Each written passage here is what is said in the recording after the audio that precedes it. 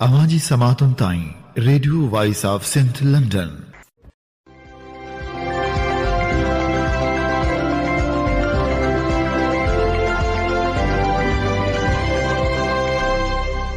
आप सुन रहे हैं radio voice of Sindh London.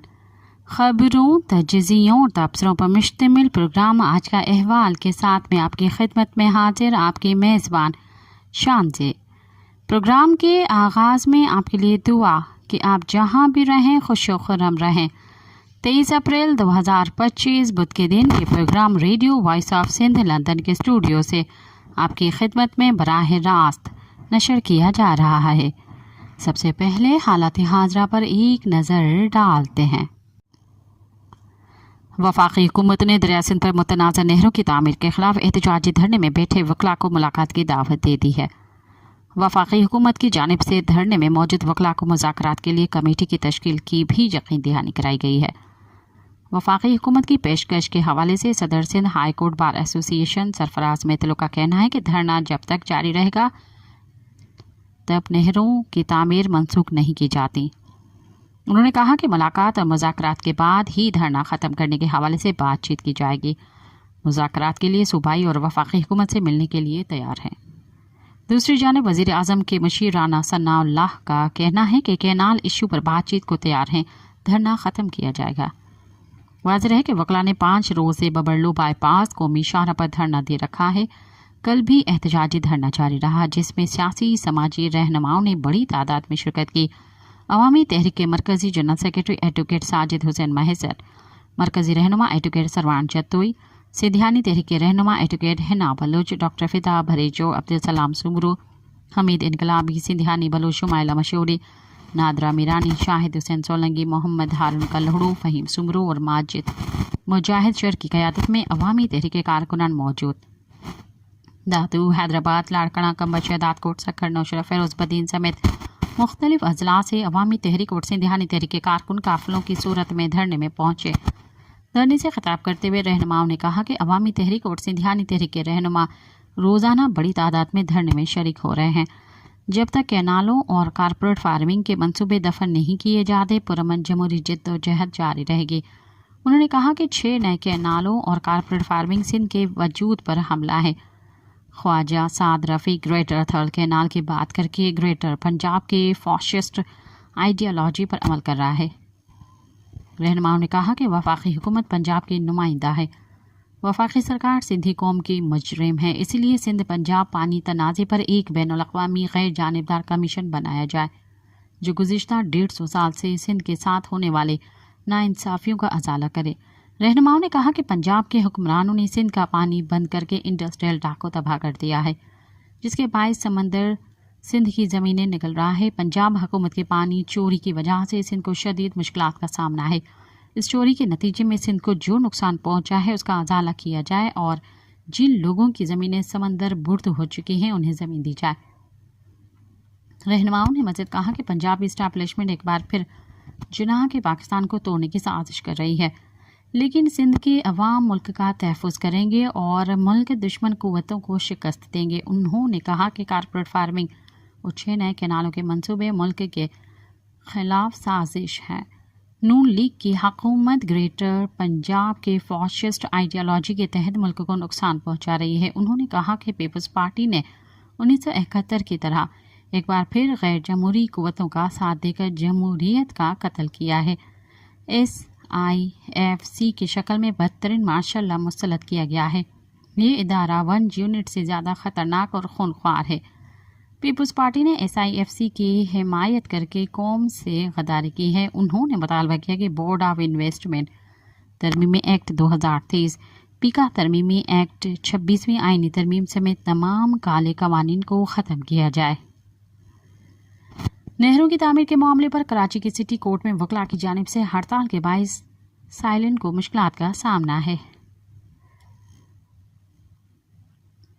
Sindh bar council की कॉल पर कराची बार एसोसिएशन ने सिटी कोर्ट में हड़ताल की है। आज सुबह वकला ने सिटी कोर्ट के दाखिली दरवाजे बंद कर दिए, जिसके बाद अदालत के बाहर साइलन का रश लग गया और अदालती कार्रवाई मुअत्तल हो गई। सिंध बार काउंसिल की जानिब से कहा गया है कि कैनाल्स की तामीर के हवाले से वकला बरादरी के मुतालबात तस्लीम न होने तक अदालती कार्रवाई का बायकॉट जारी रहेगा। सिंध बार काउंसिल ने नहरों की तामीर के मामले पर गैर मुय्यना मुद्दत के लिए अदालती कार्रवाई के बायकॉट का ऐलान किया है। कराची बार एसोसिएशन ने नहरों के मामले पर कराची में भी धरना देने का ऐलान कर दिया है। सिटी कोर्ट में बार के अहदेदारों की प्रेस कॉन्फ्रेंस के दौरान कायम मकाम जनरल सेक्रेटरी कराची बार इमरान अजीज़ ने कहा कि कराची बार गुज़िश्ता 6 माह से एक तहरीक चला रही है। कराची बार ने 4 मसाइल सामने रखे थे, इसमें 2 मसले बहुत अहम रहे हैं। उन्होंने कहा कि इन मुतालबात में 6 कैनाल्स और कारपोरेट फार्मिंग के हवाले से तहफ़्फ़ुज़ात वाज़ेह हैं। हमारे पुरअमन और आइनी मुतालबे को मुस्तरद किया गया। इमरान अजीज़ ने कहा कि 5 दिन हो चुके हैं खैरपुर में बबरलो बाईपास पर धरना जारी है। उन्होंने कहा कि कल ऑल सिंध वकला एक्शन कमेटी का इजलास हुआ, जिसमें मज़ीद 3 मकामात पर धरनों का ऐलान किया गया। एक धरना कमो शहीद, दूसरा कश्मोर और तीसरा कराची में मलिक कोर्ट के बाहर दिया जाएगा। कराची में होने वाले एहतजाजी मुजाहरे में सिंध से जागे फॉर्म के वफद ने मरकजी रहनुमा सारंगजेवी की सरबराही में शिरकत की। इस मौके पर गुफ्तगू करते हुए सारंगजेवी ने कहा कि दरिया सिंध पर कोई कैनाल किसी भी सूरत में कबूल नहीं किया जाएगा। वज़ीर आज़म के मुशीर बराए सियासी अमूर और मुस्लिम लीग नून के मरकजी रहनुमा राना सनाउल्लाह ने SUP के सदर ज़ैन शाह, कौमी अवामी तहरीक के सरबराह अयाज रती पलीजे और JUI के राशिद महमूद सुमरो से फ़ोन पर बात की। राना सनाउल्लाह ने अयाज रती पलीजों से गुफ्तगू करते हुए कहा कि वज़ीर आज़म शहबाज शरीफ आपसे मिलना चाहते हैं। इस मौके पर अयाज लती पलीजो ने कहा कि 6 कैनाल्स के मामले पर सिंध में गुस्सा और बेचैनी मौजूद है। कैनाल्स बनाने का फैसला करके सिंध के साथ शदीद नाइंसाफ़ी की गई है। राना सनाउल्लाह ने कहा कि कैनाल्स के मसले को वज़ीर आज़म गुफ्तगू के ज़रिए हल करना चाहते हैं। मुख्तलिफ जमायतों के नुमाइंदों का वफद बनाएंगे तो उनसे भी बातचीत हो सकती है। अयाज रती पलीजो ने कहा कि हुकूमत फौरी कैनाल्स बनाने का फैसला वापस ले तो मसला हल हो सकता है। उन्होंने मज़ीद कहा कि सिंध इस वक्त सारे फैसले मुश्तरका मुशावरत के तौर पर कर रहा है। सियासी जमायतों का मुश्तरका फैसला है कि पहले कैनाल्स का फैसला वापस लिया जाए। मुतनाज़ा कैनाल मंसूबे के खिलाफ मोटरवे M9 काठोड़ पर कौम परस्त जमायतों ने एहतजाज किया, जिसके बाद हैदराबाद से कराची जाने वाली अहम शाहराह बंद हो गई। इस दौरान कौम परस्त जमायत के कारकुनान की बड़ी तादाद वफाकी हुकूमत के खिलाफ नारेबाजी करते हुए कहा कि दरिया सिंध पर नहरें नहीं बनने देंगे। दूसरी जानिब कंधकोट में इंडस हाईवे पर गोला मोड़ के मकाम पर ऑल पार्टीज मूवमेंट और वकला बरादरी की जानिब से पिछले 10 घंटों से मुतनाज़ा कैनाल मंसूबे के खिलाफ धरना जारी है। धरने के बायस इंडस हाईवे बंद होने से दोनों अतराफ गाड़ियों की कतारें लग गई हैं और मुसाफिरों को मुश्किलात का सामना है, जबकि खाने पीने की अशिया ले जाने वाली गाड़ियों में बड़ा सामान भी खराब होने लगा। दरिया सिंध में 6 कैनाल निकालने के खिलाफ टंडो जान मोहम्मद में नौजवान इत्तेहाद की जानिब से दी गई हड़ताल के कॉल पर मुकम्मल शर्तबंद हड़ताल रही। नौजवानों ने एहतजाजी रैली भी निकाली। सिंध बार एसोसिएशन ने दरिया सिंध पर मुतनाज़ा नहरें मंसूबे के खिलाफ दूसरे रोज़ भी सूबे में अदालती कार्रवाई का बायकॉट किया। अदालती कार्रवाई के बायकॉट के दौरान वकला दूसरे रोज़ भी अदालत में पेश नहीं हुए। वकला अपनी तारीखी लेकर वापस आ गए। बायकॉट का एहतमाम हैदराबाद के वकला advocate Zahiruddin, advocate Ayatollah Khwaja, barrister Jawad Qureshi, advocate Bakhtiyar power, advocate Mohammad Ali कोलाजी, advocate Murtaza Sheikh और दीगर वकला ने किया। दरिया सिंध से मोहब्बत करने वालों को डराने की कोशिश की गई। बबरलो धरने पर वीगो से फायरिंग से हमें डरा नहीं जा सकता। हमने कफन पहन रखा है, हम पीछे नहीं हटेंगे। सिंध ने अपना फैसला सुना दिया है। हम वकला सिंध के हकों के लिए एयरपोर्ट ट्रेन ने बंद करने का ऐलान करके एहतजाज करेंगे। सिंध हाई कोर्ट में मसमा शहनाज बलोच की मुबैना गुमशुदगी के खिलाफ दायर दरख्वास्त की समाअत हुई। अदालत ने पुलिस पर बरहमी का इजहार करते हुए लापता शहनाज बलोच की बाजियाबी का हुक्म देते हुए DIG हैदराबाद को तलब कर लिया। सिंध हाई कोर्ट के सर्किट बेंच हैदराबाद के जस्टिस अरशद हुसैन खान और जस्टिस सैयद फयाजुल हसन शाह पर मुश्तमिल डिवीजनल बेंच ने दरख्वास्त गुजार यास्मीन बलोच की दरख्वास्त पर समाअत की। दरख्वास्त गुजार ने अपनी ज़ाती हैसियत में दायर दरख्वास्त में मौक़िफ़ इख्तियार किया कि 2024 में भिटाई नगर की हदूद में 62 अफराद और नसीम नगर के नाम पर थाना सदर यास्मीन बलोच को फ़रोख्त करने का मुकदमा दर्ज किया गया। उसकी वालदा मसमा शहनाज मरकजी गवाह थी। अदालत में गवाही देने से एक रोज़ कबल पुलिस ने मसमा शहनाज को 62 अफराद के चर्च पर ले जाकर चोरी का झूठा मुकदमा दर्ज कर लिया। मुकदमे में शिकायत कंदा ने अदालत में गवाही दी कि लापता मसमा शहनाज का कि चोरी से कोई ताल्लुक नहीं था और वो उसे जानती भी नहीं। अदालत ने डीआईजी हैदराबाद तारिक रजा धारीजो और एसएसपी अदिल चांडे को पेश होने का हुक्म दिया था। एसएसपी हैदराबाद पेश हुए। डीआईजी की अदम पेशी पर एसएसपी हैदराबाद ने बरहमी का इजहार करते हुए अदालत को बताया कि वो वक्त दें, हम तफ्तीश करेंगे। अदालत ने केस के हवाले से रीमैच देते हुए कहा कि हैदराबाद की पुलिस ने 62 लोगों के कहने पर गरीब लोगों को ज़दोकोब किया। अदालत ने पुलिस पर सवाल उठाते हुए एसएसपी को तफ्तीशी अफसर को तब्दील करने और मामले को संजीदगी से देखने का हुक्म दिया। जे सिंध रहबर कमेटी का सरबराह इजलास हैदराबाद में जे सिंध कौमी पार्टी के चेयरमैन और रहबर कमेटी के कन्वीनर नवाज खान जौन की ज़ेर सदारत मुनक़िद हुआ, जिसमें जे सिंध कौमी मोहाज के चेयरमैन असलम खैरपुरी, जे सिंध तहरीक के चेयरमैन सूर्या सिंधी और जे सिंध मोहाज के deputy general secretary पुनहल Jamali, Mohammad Ali खुश्क, मजहर नवाज, बाबू चोलिया ने और दीगर ने शिरकत की।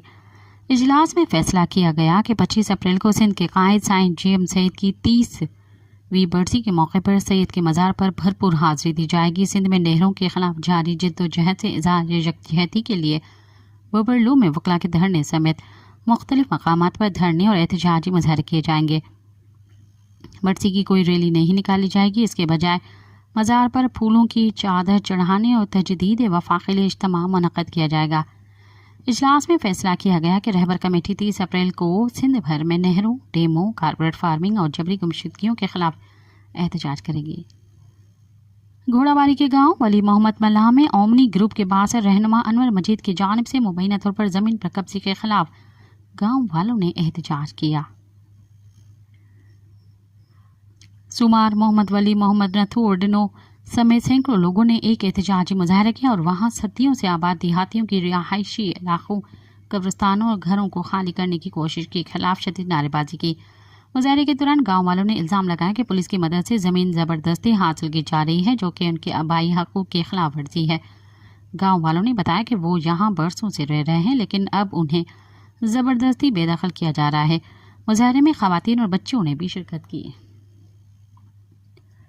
अवामी नेशनल पार्टी के सरबराह एमल वली खान ने अपनी जमायत के एक मशावरती इजलास के बाद सहाफ़ियों से बातचीत में कहा कि अगर अक्टूबर तक 18वीं तरमीम पर मनो अमल नहीं होता तो ये जाली बिल वापस नहीं होते, तो इस माहौल में जिसमें आपके साथ BLA लड़ रही हो, जिस माहौल में ईरान आपका दुश्मन हो, जिस माहौल में अफगानिस्तान का दुश्मन हो, आप कहते हैं मैं नहीं कहता, जिस माहौल में TTA और TTP आपके दुश्मन हो, जिस माहौल में दाइश आपके दुश्मन हो, जिस माहौल में इंडिया आपका दुश्मन हो, तो आप अपने लिए एक दुश्मन पैदा कर रहे हैं, एक और दुश्मन पैदा कर रहे हैं। उन्होंने मज़ीद कहा कि अगर अक्टूबर तक हमारे इख्तियारात नहीं मिले तो नवंबर से हमारी तहरीक एक और कदम बढ़ेगी और हमारा एक ही बुनियादी नारा होगा कि हमें अपना हक दो या हमें आज़ादी दो।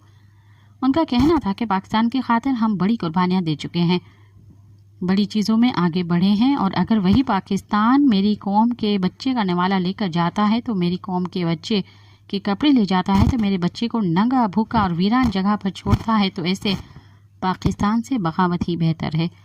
उन्होंने कहा कि हमारे मुशावरती इजलास में फैसले हुए हैं और अब इस पर अमल शुरू है। मैं वाज़ेह कर दूं, हम एक थप्पड़ वाले नहीं, मैं अपने वालिद के साथ वादा करके निकला हूं कि इंशाअल्लाह अपना सर हाजिर करूंगा, लेकिन कौम का हक किसी को नहीं ले जाने दूंगा। एमल वली खान के इस मौक़िफ़ पर हमने अवामी नेशनल पार्टी के सूबाई सदर मियां इफ्तिख़ार खान हुसैन से बात की। उनका कहना था कि 18वीं तरमीम में सूबाई खुद मुख्तियारी दी गई, लेकिन अब ये तमाम इख्तियारात एक कौंसिल के हवाले किए जा रहे हैं। उन्होंने कहा कि ये इख्तियारात वफाक़ी सी असम्बली या मुंतखब कमेटी को नहीं बल्कि एग्जीक्यूटिव ऑर्डर से कायम किए गए हैं, एक कौंसिल को दिए जा रहे हैं, तो ये सूबे के हक पर डाका है। मियां इफ्तिख़ार खान हुसैन ने कहा कि इस पर वो कैसे खामोश रह सकते हैं। उनके मुताबिक हमने 18वीं तरमीम के ज़रिए सूबों को मजबूत करके मरकज़ को मजबूत करके कोशिश की है। हमने पुरअमन जिद्दोजहद की, और अगर 18वीं तरमीम को छेड़ा जाएगा तो उन कुव्वतों को दुश्मन बनाया जाएगा जिन्होंने पुरअमन जिद्दोजहद के ज़रिए अपने हक़ूक़ हासिल किए। उन्होंने कहा कि ख्वाह-मख्वाह क्यों ऐसे मसाइल पैदा किए जा रहे हैं जिससे लोगों को मुश्किल पेश आएगी। मैदनियात हमारी विरासत है, लेकिन हमारी सूबाई खुद मुख्तियारी पर ज़रब लगाई जा रहेगी, तो इससे हमें ऐसा पैगाम दिया जा रहा है कि अगर आपको ये कबूल है तो ठीक है, वरना आपके मसाइल, आपके वसाइल हमारे होंगे।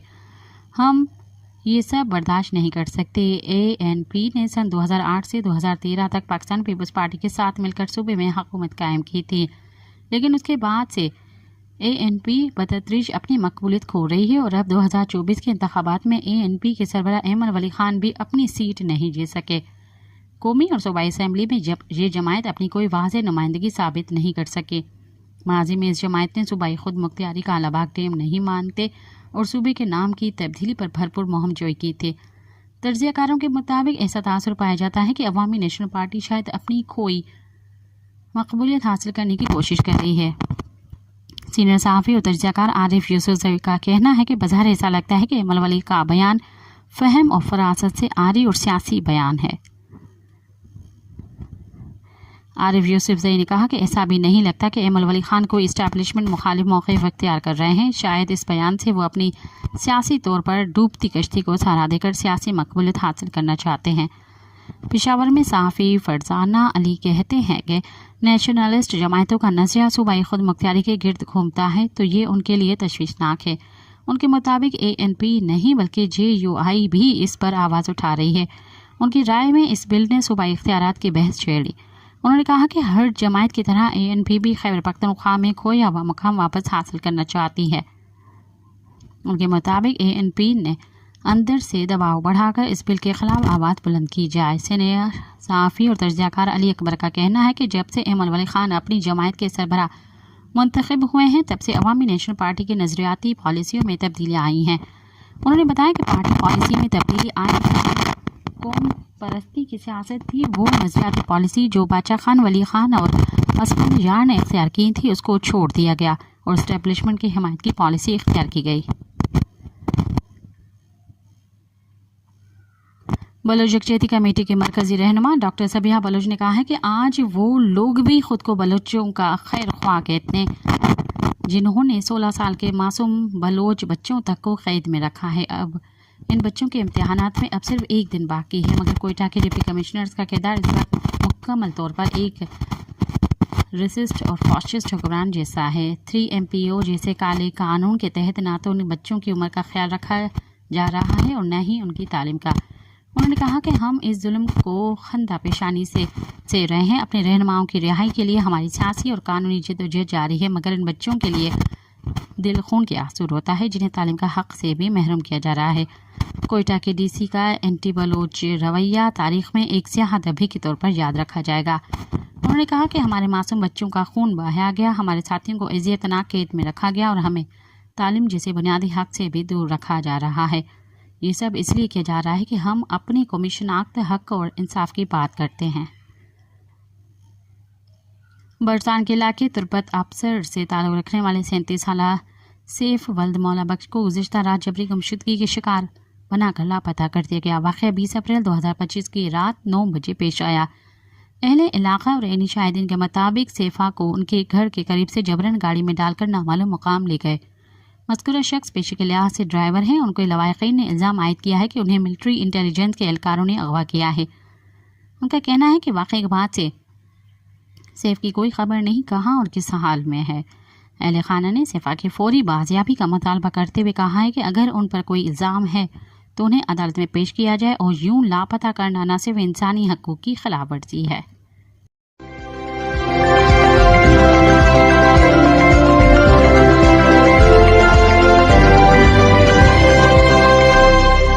اب پروگرام میں شامل کرتے ہیں تجزیے اور تبصرے۔ زندگی یہ تحریک قوم پرستوں کی نہیں، وطن پرستوں کی ہے، پیپلز پارٹی اپنا فیصلہ کر لے کے عنوان سے عبدالرزاق کھٹی نے لکھا۔ بلاول بھٹو زرداری کی 18 اپریل کو حیدرآباد میں کی گئی ایک جلسہ عام میں تقریر اور 17 اپریل کو عمرکوٹ میں ہونے والے ضمنی انتخابات پر سوشل میڈیا پر چھڑی بحث اب مدھم ہو گئی ہے۔ کینال مخالف تحریک پر پیپلز پارٹی اور اس کی مخالف جماعتوں کے درمیان لفظی جنگ اور سندھ کی سڑکوں پر ہونے والے احتجاجوں کے دوران سندھ واضح طور پر 2 بیانیوں میں تقسیم ہے۔ پیپلز پارٹی مخالف قوتوں کا مطالبہ ہے کہ نہروں کی تعمیر اور سندھ کی زمینوں پر کارپوریٹ فارمنگ کا فیصلہ واپس لو۔ پیپلز پارٹی پہ کینال تعمیر کی تو مخالف ہے لیکن کارپوریٹ فارمنگ کی حامی ہے۔ پیپلز پارٹی کے چیئرمین بلاول بھٹو زرداری نے 18 اپریل کو حیدرآباد میں جو موقف اختیار کیا، اگر وہی موقف وہ 4 اپریل کو گھڑی خدا بخش میں ذوالفقار علی بھٹو کی برسی کے موقع پر اختیار کرتے تو ممکن تھا کہ پیپلز پارٹی کے خلاف سندھ بھر میں جو غصہ پایا جاتا ہے اس میں کچھ کمی ممکن ہوتی، لیکن یہ شعوری غلطی دراصل 2 کشتیوں پر سوار رہنے کی پالیسی کا نتیجہ تھی۔ اب سوال یہ ہے کہ ملکی سیاسی منظر نامے میں آگے کیا ہوگا؟ کیا واقعی پیپلز پارٹی وفاقی حکومت سے علیحدہ ہو سکتی ہے؟ کیا پاکستان کی اسٹیبلشمنٹ جو عمران خان کے بعد ایک انتخابی جگاڑ کے ذریعے جو سول سیٹ اپ تشکیل دے چکی ہے، وہ پیپلز پارٹی کو اس بات کی اجازت دے گی کہ موجودہ سیٹ اپ کا ڈھانچہ ہی توڑ دیا جائے، یا پھر وہی پرانا معاہدہ اور اسی تنخواہ پر کام جاری رہے گا؟ ان چند سوالوں کے آغاز سے پہلے عمرکوٹ کے ضمنی انتخاب پر سرسری نظر ڈالنا ضروری ہے تاکہ یہ سمجھا جا سکے کہ پیپلز پارٹی کے اشرافیہ کو اس الیکشن میں کیا پیغام ملا ہے۔ دیکھا جائے تو عمرکوٹ کا ضمنی الیکشن مکھن سے بال نکالنے جیسا آسان کام تھا، جیسے لوہے کے چنے بنانے کا کام خود پیپلز پارٹی نے کیا۔ ممکن تھا کہ اگر کینال مخالف تحریک اور پیپلز پارٹی کے خلاف جو عوامی رائے اس وقت سندھ میں موجود ہے وہ نہ ہوتی تو نواب یوسف ٹالپور کے انتقال سے خالی ہونے والی قومی اسمبلی کی نشست پر بلا مقابلہ یا بہت معمولی مقابلے سے ہی نشست مرحوم رکن کی اہلیہ کو مل جاتی، کیونکہ سندھ میں پانی کے مسئلے پر قومی اسمبلی کے فلور پر نواب ٹالپور صاحب نے جو کردار ادا کیا اس کے سبھی معترف ہیں۔ اسی وجہ سے جب 7 اپریل کو قومی اسمبلی میں پیپلز پارٹی کے اراکین نے نہروں کی تعمیر پر بات کی تو وہ زیادہ تر سیاسی موقف تھا۔ تکنیکی بنیادوں پر بات اس وقت ہو سکتی تھی جب اس بارے میں کسی کی تیاری ہوتی۔ اب آتے ہیں عمرکوٹ کے ضمنی انتخاب کے نتائج کی طرف۔ پیپلز پارٹی اور اس کے موقف کے حامی زور و شور سے کہہ رہے ہیں کہ 17 سیاسی جماعتیں ایک طرف تھیں اور پیپلز پارٹی دوسری طرف۔ کہنے کی حد تک تو یہ بات ٹھیک ہے، لیکن پیپلز پارٹی اور ان 17 پارٹیوں کا تقابل کچھ یوں ہے جیسے امریکی صدر ٹرمپ اور یوکرینی صدر زیلنسکی کا۔ پولیس پاور، بے پناہ دولت، اس کے علاوہ جب ایک ہی شخص 6 بار ایک ہی نشست پر کامیاب ہوتا آیا ہو تو اس نشست پر مقابلہ کرنا یوں بھی آسان نہیں ہوتا، خاص طور پر اس صورت میں جب پورے حلقے میں سندھ کے مختلف اضلاع سے S P Os, D S Ps اتارے گئے ہوں۔ طاقتور شخصیات اپنے مسلح محافظوں کے ساتھ بڑی گاڑیوں میں اپنی دھاک بٹھاتی نظر آئیں اور پیپلز پارٹی کی پولنگ ایجنٹس کو کھانا پہنچانے کی ذمہ داری تک ڈپٹی کمشنرز کی ہو۔ لیک ہونے والی فون کال کا حوالہ۔ ایسے حالات میں اگر لال مالہی جیسے متوسط طبقے کے پی ٹی آئی کے رہنما اور سابق رکن اسمبلی 70,000 ووٹ لے جائیں تو یہ کوئی معمولی بات نہیں تھی۔ اہم بات یہ ہے کہ اگر تمام تر سرکاری وسائل استعمال کرنے کے باوجود پیپلز پارٹی کو اس قدر مزاحمت کا سامنا کرنا پڑا تو اسے سندھ میں پیدا ہونے والے نئے سیاسی منظر نامے کا سنجیدگی سے جائزہ لینا ہوگا کہ عوامی ناراضگی نفرت میں کیوں بدل رہی ہے۔ الیکشن کمیشن کی حیثیت کا اندازہ عوام کو فروری 2024 کے عام انتخابات میں ہی ہو چکا تھا۔ یہ تو صرف ایک ضمنی انتخاب تھا۔ پیپلز پارٹی کو سوچنا چاہیے کہ اس کے 1.5 دہائی سے زیادہ پر محیط بدترین طرز حکمرانی جو عوامی غصہ تھا وہ نہروں کی تعمیر کے مسئلے پر کس طرح باہر آیا کہ اب عام آدمی اس کی سنجیدہ بات بھی سننے کے لیے تیار نہیں۔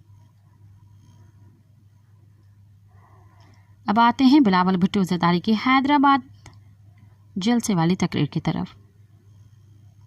یہ تقریر وفاقی حکومت اور نہر کے معاملے پر 4 اپریل والی تقریر کے مقابلے میں کہیں زیادہ واضح تھی۔ 4 اپریل کی تقریر میں پیپلز پارٹی کے کارکنان جو کچھ سننا چاہتے تھے اس کا جواب انہیں 2 ہفتے بعد حیدرآباد میں ملا، لیکن وہ جواب ابھی بھی ادھورا ہے۔ نہر کی تعمیر کے معاملے پر وفاقی حکومت کو اس تقریر کے ذریعے واضح پیغام دیا گیا کہ ہم کارپوریٹ فارمنگ کے معاملے پر تیار ہیں۔ سندھ اب تک 1 لاکھ ایکڑ سے زیادہ زمین گرین پاکستان کو دے چکا ہے۔ اگر یہ مان بھی لیا جائے کہ کینال کا فیصلہ واپس لیا جائے گا تو پھر زمین گرین انیشیٹو کے پاس ہونے کا باقی کیا جواز رہ جاتا ہے؟ اس معاملے پر پیپلز پارٹی کا موقف بالکل واضح نہیں ہے۔ بالکل اس کے رہنما ایسے سوالات پر تیش میں آ کر مائک اپنے منہ سے ہٹا کر صحافی کی طرف کر دیتے ہیں۔ حوالہ ویڈیو نوید قمر۔ بلاول بھٹو کی حیدرآباد والی تقریر میں صاف پیغام دیا گیا کہ اگر نہر کی تعمیر کا فیصلہ واپس لیا جائے تو زرعی ترقی کے لیے منصوبہ ہم بنا کر دیں گے۔ اس میں یہ پیغام بھی چھپا تھا کہ جو زمینیں دی گئی ہیں پیپلز پارٹی کی حکومت ان معاہدوں پر قائم رہے گی اور طے شدہ معاہدے کے تحت مزید زمین بھی دی جائے گی۔ رہی بات کینال کی تعمیر پر موقف کو تبدیل کرنے کی تو اس پر پیپلز پارٹی کو سندھ کی ان قوتوں کا شکر گزار ہونا چاہیے جنہیں وہ ہمیشہ حقارت سے تانگا پارٹی یا علیحدگی پسند قرار دے کر پنڈی والوں کے سامنے اپنا وزن بڑھاتی رہی ہے۔ انہی قوتوں نے سندھ کے اندر کینال مخالف تحریک کو اس حد تک پہنچا دیا ہے کہ اب ملا ملحد سنیشیا زبان اور قوموں کے فرق مٹ چکے ہیں۔ ایک لکیر کھنچ چکی ہے کہ کون کینال کا حامی ہے اور کون مخالف۔ آج سندھ میں کینال کی حمایت ایسے ہی ہے جیسے یزید کی حمایت۔ بلاول بھٹو زرداری نے اپنی تقریر میں وفاقی حکومت کو وارننگ تو دی مگر کوئی حتمی تاریخ نہیں دی کہ اگر نون لیگ فلاں تاریخ تک کینال کی تعمیر کے خاتمے کا اعلان نہیں کرتی تو وہ حکومت سے اپنی حمایت واپس لے لیں گے۔ سندھ میں خیرپور کے قریب ببرلو میں سندھ پنجاب بارڈر بند ہونے کے بعد اس کے اثرات پنجاب میں جب محسوس کیے گئے تو نون لیگ کی قیادت کی ہدایت پر رانا ثناء اللہ نے سندھ حکومت سے رابطہ کر کے بات چیت کا سلسلہ شروع کرنے کا فیصلہ کیا ہے، لیکن اس کے نتائج کیا نکلیں گے؟ گرین انیشیٹو جن کا منصوبہ ہے وہ اس سے پیچھے ہٹ کر مسئلہ ختم کر دیتے ہیں تو بات ختم۔ اس بارے میں ابھی تک تو یہ اطلاعات ہیں کہ وہ فی الحال پیچھے ہٹنے کو تیار نہیں، کیونکہ نون لیگ بھی سندھ کے عوام کے مطالبے کو پورا کرنے کے بجائے پیپلز پارٹی کو اسٹیبلشمنٹ کے سامنے نیچا دکھانا چاہتی ہے۔ پاکستان میں عمران خان کے بعد سیاسی جماعتیں ایک ایسے جال میں رضامندی سے پھنس چکی ہیں جس سے نکلنا ان کے لیے آسان نہیں رہا۔ اس وقت اقتدار میں موجود ان سیاسی جماعتوں نے 3 سال پہلے جنرل باجوہ کے ایجنڈا پر عمل کرتے ہوئے نہ صرف ان کو بچایا بلکہ خود کو بھی اس جال میں پھنسوا لیا۔ اب تک موصول اطلاعات کے مطابق کینال والے پیچھے ہٹنے کو تیار نہیں اور سندھ بھی اپنے موقف سے ہٹنے پر آمادہ نہیں۔ پیپلز پارٹی نون لیگ سے اس معاملے پر بات چیت کرے گی اور وقت گزارنے کی کوشش کرے گی۔ اس دوران سندھ میں جاری پرامن کینال مخالف تحریک کو سب اتار کرنے کے لیے کوئی بھی حرکت کی جا سکتی ہے، لیکن لوگ یہ بھی سمجھ چکے ہیں یہی سبب ہے کہ ببرلو کے مقام پر جاری دھرنا سندھ کی سیاسی تاریخ کا کئی حوالوں سے مثالی سیاسی دھرنا ہے، جس کو لیڈ وکلا کا لیڈر عامر وڑائچ کر رہا ہے۔ سندھ کے عام لوگوں نے عامر وڑائچ کو جس طرح آنکھوں پر بٹھایا ہے اس سے واضح ہو گیا ہے کہ سندھ میں یہ تحریک قوم پرستوں کی نہیں وطن پرستوں کی ہے۔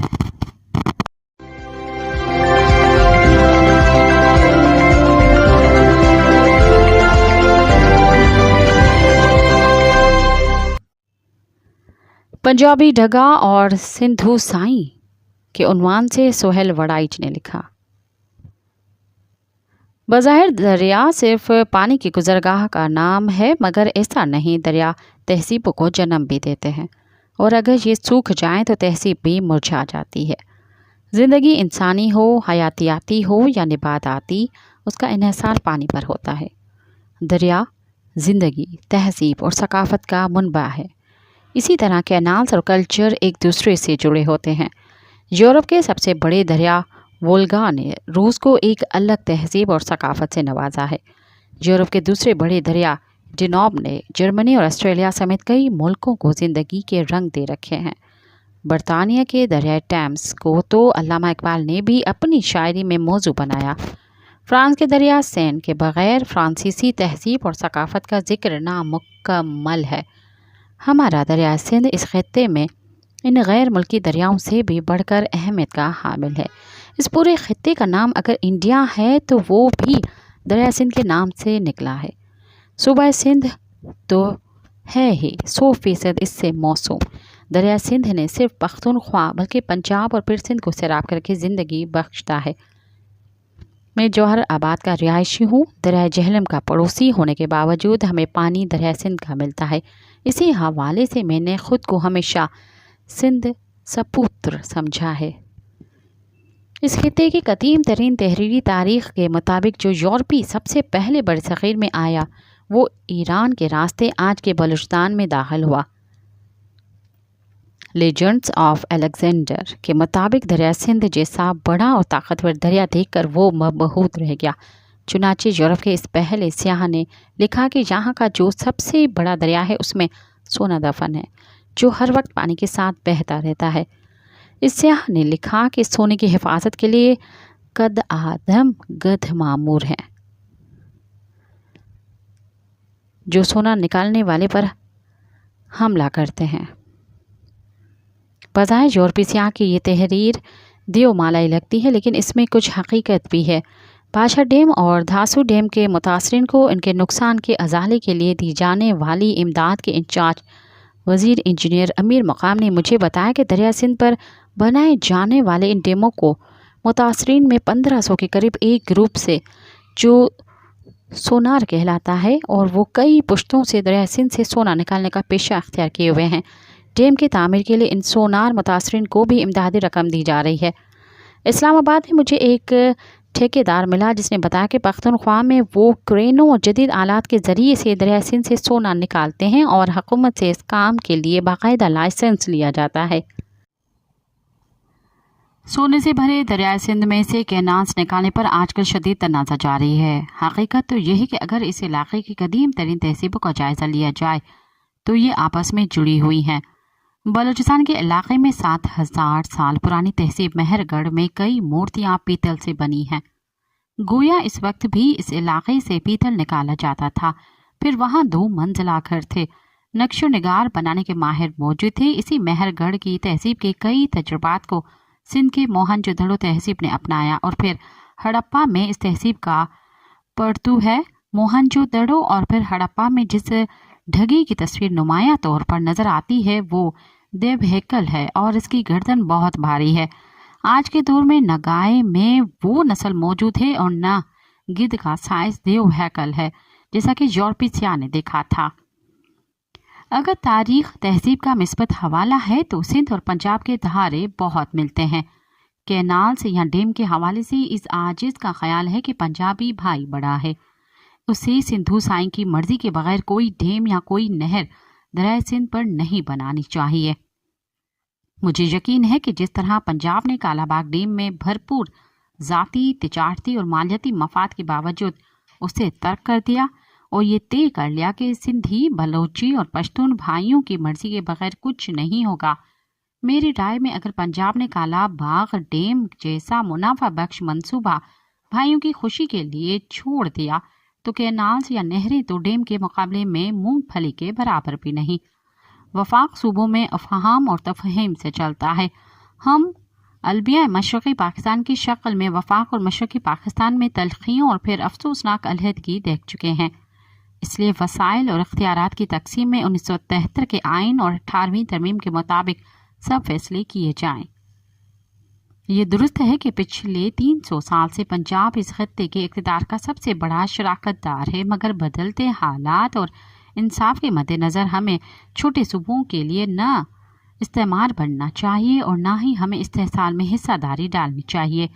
چھوٹے صوبے پنجاب اور فوج کو ایک ہی نظر سے دیکھتے ہیں اور وہ سمجھتے ہیں کہ فوج اور پنجاب کا فائدہ اور نقصان مشترکہ ہے، حالانکہ حقیقت یہ نہیں۔ پنجاب میں بھی مقتدرہ کے حامی ہیں اور اس کی پالیسیوں سے اختلاف کرنے والے بھی پنجابیوں کی کثیر تعداد بلوچستان آپریشن کی مخالف اور سیاسی حل کی حامی تھی، مگر جب پنجابیوں کو چن چن کر مارا جانے لگا تو رائے عامہ بدلنے لگی ہے۔ اب پنجابی کی محفلوں میں دہشت گردوں اور پنجابیوں کو مارنے والوں کے خلاف ہمدردی ختم ہو چکی ہے اور کسی بھی آپریشن کی صورت میں پنجاب سے ان کے حق میں آواز نہیں اٹھے گی۔ کاش ہم مہر گڑھ، موہنجو دڑو اور ہڑپا کے رشتوں اور تاریخی मजबूत धागों को देखकर लड़ने वाले नहीं मिलकर रहने वाले बन जाएं।